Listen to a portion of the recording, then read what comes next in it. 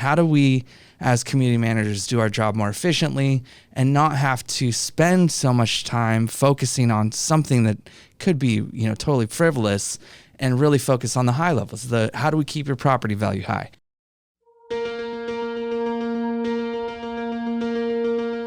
Most people are not equipped to understand the seemingly endless facets of an HOA.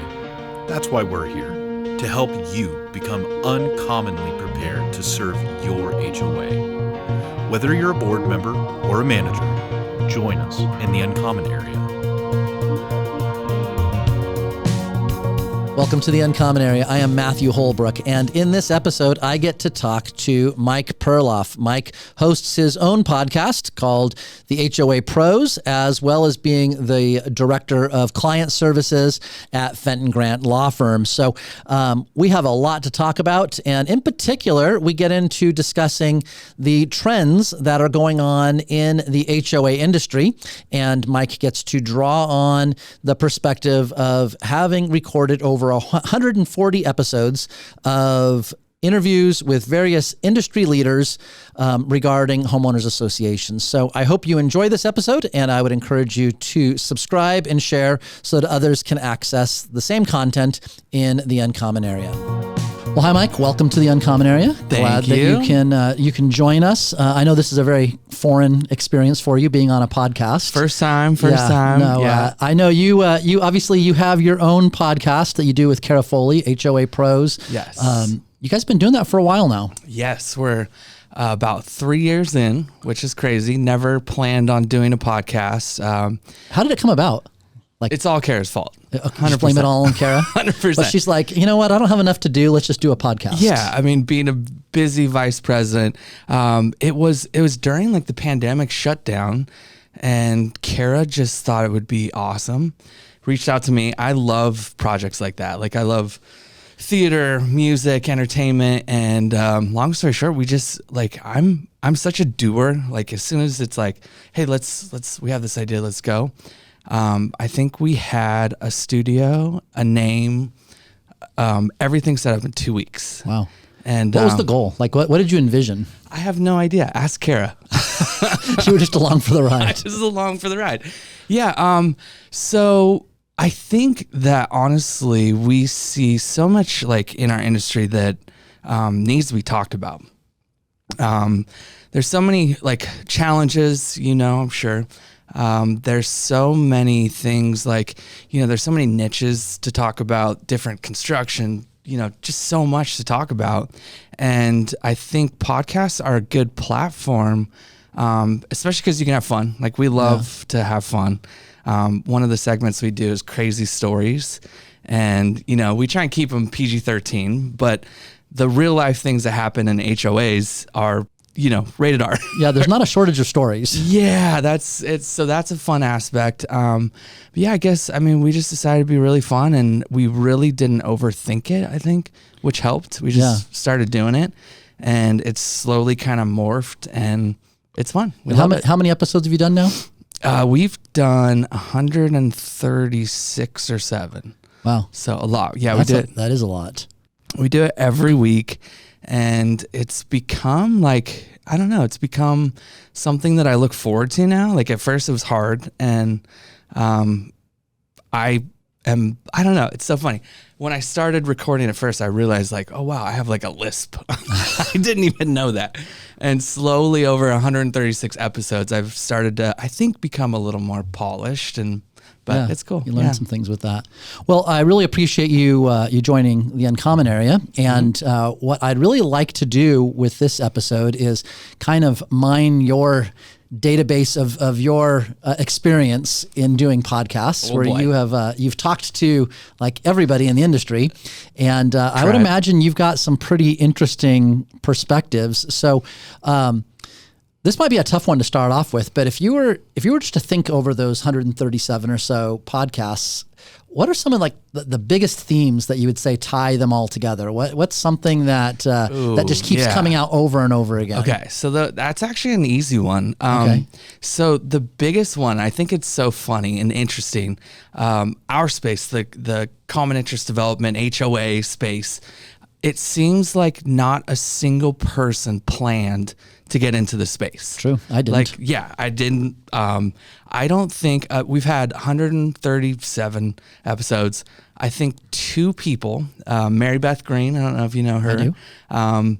And Michael Hayes. Okay. Literally 2 people we've talked to that even had any, foresight that they'd even be in this space at all. So I don't know. I just, we've spoken to attorneys, we've spoken to landscape people.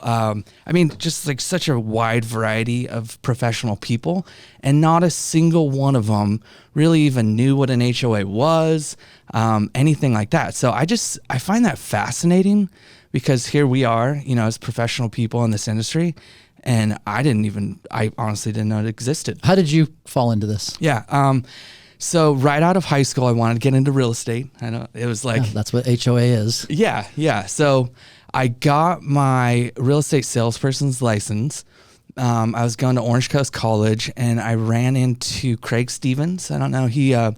He founded Mar West Real Estate. Okay. If you know, commercial common interest development management. Okay. But it's funny. I ran into him I went to high school with his daughter, and he goes, "What are you doing?" And I want to get into real estate. And he had just started Mar West, and he goes, "Dude, come check it out. Come work for me." And he's amazing, dude. I owe so much to him. He's such a mentor. But I jumped in knowing nothing, kind of admin type position. And it was like, in hindsight, it was like my boot camp for life. I learned so much. I was there 5 years and eventually became like a property manager, and just the amount of knowledge I got in that first job was like tools for life. So you've managed HOAs. Yes. Well, so commercial common interest developments. Okay. Primarily like office condominiums. We did a lot of like industrial condominiums, industrial PUDs. So yes and no. It's it's the same. Your Davis Sterling, CC&Rs, same stuff. But you have the commercial kind of aspect. Yeah. So it's cool. So I wonder, you are highlighting that basically nobody grows up aspiring to do HOA management or to be in this business. Yeah. And I wonder where that fits in how our industry is being shaped.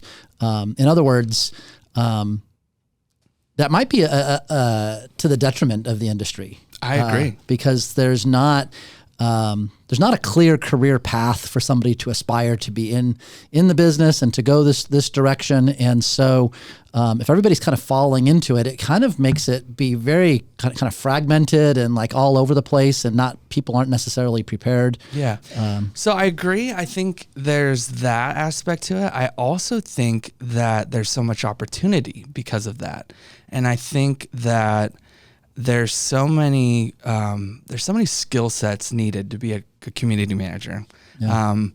It's not, you wear so many different hats. There's so many things that you have to know. So I guess where I'm going is, I think the reason there's so much opportunity is you can, for example, a retired teacher who's managed big groups of people and stuff like that. I've heard of them coming into our industry and go, this is a great fit. And so I think that on one side it is a detriment, and no one's going to college to be, a PCAM, which is interesting. On the other side, I think you can get so many different, people and in our industry. So there's ups and downs. Yeah. I am aware that there is a college in Florida actually that is just starting an HOA management major. I just heard that. And I'm curious as to where that goes and how that even kind of flows maybe beyond one school. And if this becomes in the long run, maybe a more viable major that people would pursue. Right. And I know, so the Orange County chapter of the Community Association Institute has put on programs at local community colleges. And I think it's cool. It's kind of like an outreach type. But again, I can just imagine how many people go, wait, what is this? I didn't even know. Right. You kind of have your normal stuff in college. Like, I'm going to be a doctor. I'm going to be this, whatever it is. And you go, community manager, what's that? And I think it can be super cool.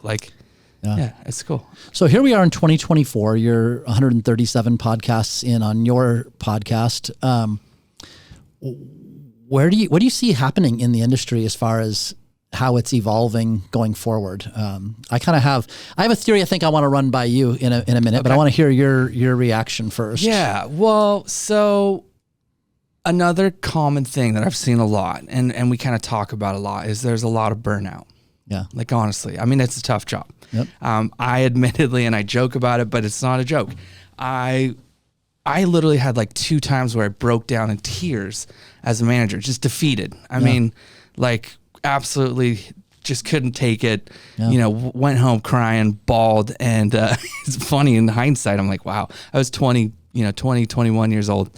And so there's so much burnout, and I think it is a tough job. So another common theme on our podcast is how you combat that, and whether it's, your fitness routines or whatever it is. There's so many different things, and there's been so many good episodes to hear what people do themselves, and kind of their story of how they combat burnout. So I think that's a hard thing. Do you feel that in the role you're in now? Yes and no. I represent Fenton Grant Law Firm, and I go from LA to San Diego. And so I'm involved really actively in about 4 chapters of CAI, and it can get a little overwhelming. There's a lot of night events. There's a lot of stuff. So I feel like I go through kind of waves, like I'll have months where I'm just 110% motivated. And then I'll have months and weeks where I'm like, hey, I'm going to go. I need to take a break. I need to go to the beach and surf or whatever. And it's cool because my boss, Chuck Fenton, gets it too. He's done it for 25, 30 years. And it's just one of those things. So it's interesting. We've talked about, talking about industry trends, one that's becoming common is working from home. And we've talked about that a lot. And I have such mixed emotions. I know personally, I enjoy the office. I'd love to go to the office and just crank things out. And it's my don't bother me time. And then there's something about being in an office in a professional setting with other people that I can bounce stuff off that really helps me. We do pretty complex law stuff, and it's so nice to be able to knock on a door and, talk to an attorney and go, hey, listen to this, X, Y, Z, and they can, we can, talk about stuff right there. So the trend of working from home, I think there's definitely positives. I think there's a ton of negative because I think there's so many community managers that are on an island, and it's like you're alone, someone calls you and completely, tears you apart. You can't go next door and go, this crazy person just called and blamed me for their roof leak that they didn't maintain, and it's their responsibility. And, I don't know if it's interesting to me. Yeah. I think the work from home component is something that is just, it's having an impact that I think might even be more far reaching than a lot of people consider. So let me bounce something off of you and get your reaction. Yeah. I think that when we look at just where we are culturally in our country as a whole, we are moving down a road that has a decreasing level of civility in general. People are maybe the more normal way to put it is just people are meaner in general. Drive on the freeway. Yeah. People are honking and yeah. So I think you take that and you mix that with the work from home and then combine that with board meetings now more often than not by Zoom. And you've got an interesting combination that I think is changing the way that this whole business is being done. I agree. And where I'm going with that actually is it's always been a high turnover business with managers. CAI, I believe, puts out their report saying the average tenure of a manager at any one management company is about 18 months. Wow. That's wild. It is. But think about that. We do work from home, managers Zoom. Everybody is just generally not everybody, but in general, culture is less civil. Yep. I think that those tenures might go down even more. Higher levels of turnover even than we've had in the past. Yeah, it's wild. I've done this 20 years. 2024 is actually my 20th anniversary, which is kind of wild. Yeah. And you're so right. I see tenures getting shorter and shorter. You can see it. And I track, so, I'm in a marketing capacity, so we track a Salesforce platform where, we track as many people as we can. And now, this thing's, 50% off in a day of like you can't keep track. So, so I think you're right. And I think also the whole keyboard warrior element to what we do when, you can really, it's so hard in a face-to-face setting to tell someone they're a piece of junk and an idiot for whatever it is. And, in an email, you can do that pretty easily. If you're face-to-face with someone, you're going to say, hey, why is my roof leaking or what? You're going to be a lot more civil. Yeah. So I think that trend is just hard. I don't know how the world or how culture combats keyboard warriors. Well, yeah. Well, I think it goes even further, but the manager tenure issue, I think, becomes an issue because when they're not coming into the office, they're less connected to the company as a whole. When they're having Zoom meetings, they're less connected relationally to their board members, and it's just easier to never mind. Yeah, move on. Cut the ties. And then I think that taking that a step further, I think that it's going to be happening in the same way on the client side. My expectation, if I was just to extrapolate that further, is that management companies are going to see higher levels of client turnover than they've ever seen. Again, less civil interactions. I know that we're seeing more and more overthrowing of boards where you have one group of board members, somebody gets unhappy with them and you get they get recalled, or you get a whole new group of people that come in, and that changes the whole dynamic with the management company. Yeah. Boards I think that makes it hard to do business. It does, but boards then don't have that personal connection with their manager like they used to, because there's not that small talk before the meeting and after if it's all on Zoom. And I think we took that for granted as an industry, those moments before a board meeting where you're, clumsily walking in and you just drop your kids off at the house and you're kind of a hot mess. And, those moments make you so human and those relationships really build. And I don't think you don't do it intentionally sometimes, but that board member, they think of Mike later on and they're not going to fire you because they go, oh, Mike's got kids. And, you have that much more human bond. Whereas if you're just a screen, whatever, who cares? That's interesting. So here's my punchline. I think that management companies are going to be seeing this higher level of both manager turnover, and that's going to feed even more into client turnover. Clients will be less connected, as you're saying, on a human level with managers, with the management company. So they're going to think think of management companies almost like a commodity, and they can just change one to the next much more easily. So I can tell you in our experience, we are getting more sales leads by a lot than we ever have before. Yeah. There's a lot of associations out there looking to change management companies. Wow. Yeah. They're coming in. So you see it firsthand. We're seeing it very directly. So here's my my thought is, if people are less civil and it's more difficult, maintaining those relationships is going to be harder and harder. And the bottom line is the cost of retention of a client is going to become more than the cost of acquisition. And there is going to be an incentive for management companies to actually put more resources and attention into the sales process than they are into the actual service, because they get rewarded more on that side. And that freaks me out because it does me too. By the way, we are not going to do that. But I feel like it's a race to the bottom. It is. That's what I'm seeing. And we're wanting to say, and I know there are others that are standing with us on this, saying, no, we want to provide this high level of service. Yeah. I'm just commenting that in the industry as a whole, we're creating incentives to actually decrease service levels. Yeah. And I think you're totally right. And I think That's unfortunate. it's really unfortunate. I think I've seen the tip of the iceberg for that. I agree with you. And that is the worst possible direction we could go. Yep. I feel so strongly that we need to go, in fact, in the complete opposite. Yep.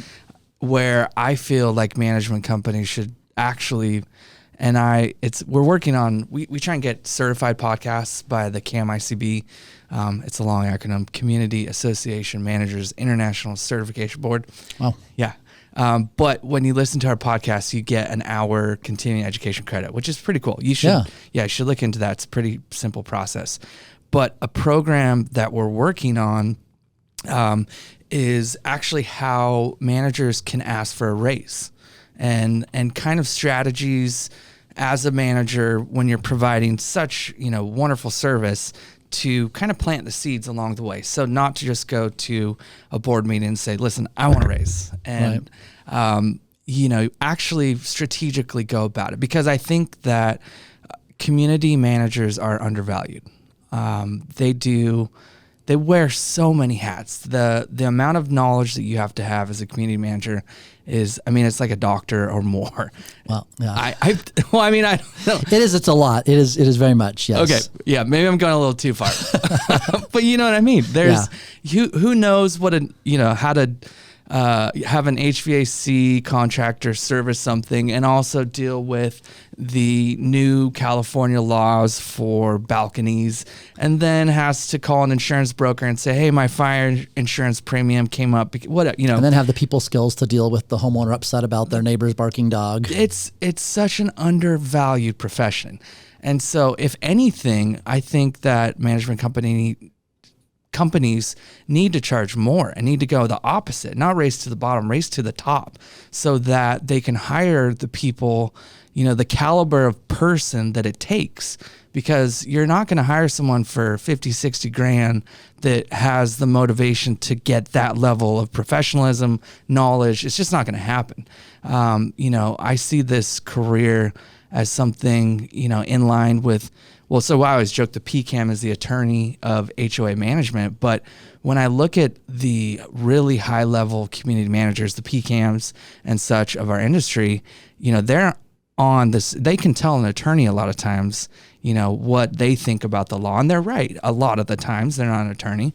But I guess my point is that caliber of person, deserves, so much more than I think some of the norms in our industry. So if anything, I think we ditch that race towards the bottom and run for the hills. And yeah, I agree. The more that we can raise service levels and expectation, the better. And unfortunately, I think for a lot of associations, they may not recognize that.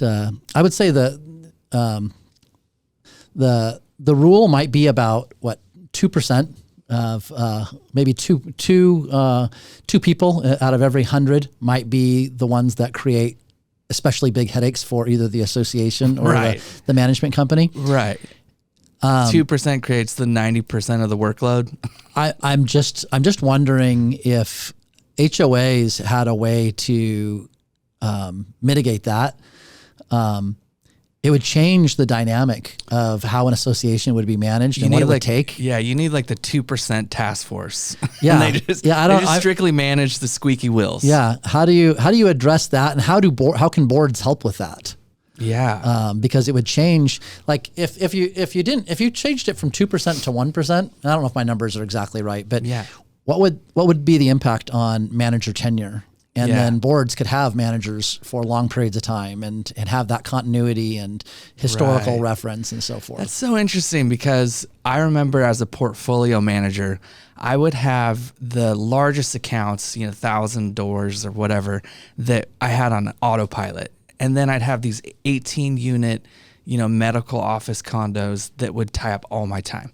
And so I think you're right. And it's like, I don't know how you would solve that. That's why I love podcasting, because we do a lot of kind of brainstorming on these complex things with some really smart people. We've had such fun. Like some of the attorneys we've had on are so smart. You're so smart. I got you fooled then, but yeah. No, I remember we left the podcast, Karen and I, when you were on, and we went, dude, he's on a next level. I don't think so, but no, you are. I do think that there is a challenge for us as an industry to figure out how to create an environment where managers can aspire to and be successful in doing the job. Yep. And part of that is, you're alluding to it on the financial side, making sure that they can be compensated appropriately. At the end of the day, we're not here to get healthy or something. Yeah. Well, I always say we have to remember that the managers and the management companies are not the nonprofits, right? Even though the HOAs are. Exactly. But on the other hand, I think equally important is, and you mentioned this going home, bawling a couple of times.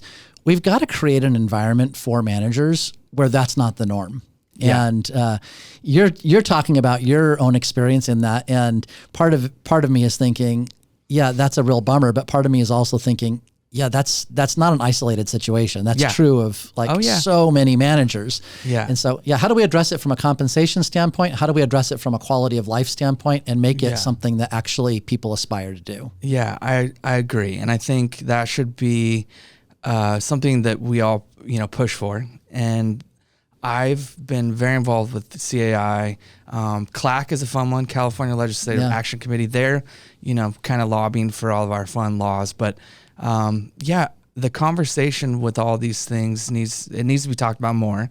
And, how do we attract better talent, the higher caliber people that want to earn more, and how do we attract them into our industry? And it's a challenge though. It's really, when you talked about the 2%, right? I think it would be, and I'm spitballing here, but what if there was like, okay, you've had your 30 minutes of time with the community manager this month. You've allotted your time. If you want to complain farther, this is the cost per hour, you know, and I'm totally spitballing, but what are things that we could really tangibly do to kind of limit some of the people that are the problem, I guess? I think that there are some things that can be done if they could become contractual norms that could have a ripple effect to significantly improving the standard of work and life for managers, which if HOAs can understand how important that is, it's to their benefit. Right. It's actually to their benefit to help create a better environment for managers. Yeah. And it's interesting because I think I have friends that have gotten onto their board and had no idea. They had no idea what they were getting into, what the demand was. But once they saw the amount of crazy that the community manager dealt with, there was some buy-in on stuff like this. Like, whoa, wait, John Smith called you for 14 hours and had 17 complaints about a flower in his freaking walkway, and there was a Doritos bag, and that's why he's yelling at you? Hold on. And once they're in, the seat, in a board seat, and they can see that real, and it's like they can see the problem, there's so much more buy-in to, listen, how do we as community managers do our job more efficiently and not have to spend so much time focusing on something that could be, totally frivolous, and really focus on the high levels. How do we keep your property value high? How do we, whatever it is. Yeah. So. Yeah. I don't want this to become where we devolve into just lamenting all of the negative things that managers deal with. And so I think it's worth exploring. What are you seeing as some of the really positive developments? You mentioned work at home, but what are some of the other things you see that just in the industry that are demonstrating steps forward for us as an industry? Mm-hmm. So the work from home thing, like I said, is so good and so bad. And I think the best aspect is the flexibility. And I think certain jobs you have, like a retail job, you obviously have to be in that retail store, whatever it is, all the time. You have to be physically there. Our flexibility in our industry is incredible. And I don't know of many other high-level professions that you can, be a stay-at-home mom and have a professional career kind of at once. And so I think that's so awesome. I think that technology, as long as you control it and limit it, I think that's really exciting for our industry because you can be a lot more efficient and multitask. And, I'm guilty of being on a Zoom meeting and emailing at the same time. If it's something that's like, for example, I'm on the programs committee in LA, and it wasn't my point to speak, so I'm kind of multitasking. So technology is really cool. A lot of the exciting stuff are exactly what we're talking about. The changes, CLAC, and the boots on the ground that we do for community associations, I think is so cool. I'm kind of like a CLAC nerd. I always, when things happen, like the Berkeley balcony collapse, and then our industry steps in and, goes up in lobbies in Sacramento and gets stuff done. It's like, whoa, I remember when it first kind of started, the balcony topic, and then now to be dealing with it professionally day to day, it's like, well, that's so cool that we affected that change. So there's a lot of exciting stuff. And maybe like podcasts around HOAs. That might be a positive development in the industry. That is. So the podcast thing has been hilarious because there are a lot of people that work from home, right? And so in my role, it's kind of my role to know everyone and see everyone and go to all the events. But now I meet people that, maybe didn't go to so many events that feel like they know me. And then also more so that love listening to it because it's kind of like they are on their own island, but they get to come visit us and hear the stuff and go, oh, wow, I'm not crazy. Everyone deals with this stuff. So the podcasts are a great innovation for our industry. And I think we can really dive more into that so like an outsider can listen to an HOA podcast and get the language and, pick up on things while they're on a treadmill. I don't know. It's pretty fun. I think you're right. I like it. I think also, and I wonder if you would have the same perspective. So I've been in the business now for 28 years. And I do think that on the legal side of the equation, the law firms that are available, at least in our region, that are providing support and help to the managers, it's just at a higher level and a more capable level than it certainly was when I started in the business. Well, I don't think there were many, right? Back in the day, there were a lot fewer, and I think they did a good job in that time. But now, as I look at where the legal profession for HOAs is today, it really has evolved, and there's a lot more talent, a lot more really capable attorneys that can support managers and HOAs. Yeah. It's so many attorneys impressed me so much in our industry. It's so cool. Yeah, I think that's been a really good development. Yeah, absolutely. So what are you excited for as far as where things are going with you from whether it be podcasting or just how you see your development in the industry? What are you excited about? Man, every day is just like a new day. And I just try and stay involved, and it's fun to I like wearing so many hats and the different things that we get to do. So it's never a dull moment, it's just always something. And one of the things I'm trying to do is be more and more involved on the board level of CAI and help some things that I'm kind of passionate about from, seeing problems in our industry.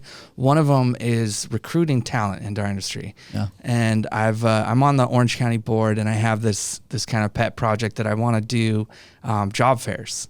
And it's very, it's in its infant stages, but I know that we need good people. I know it's not just management companies too. It's general contractors, landscape, you name it, insurance companies, whatever.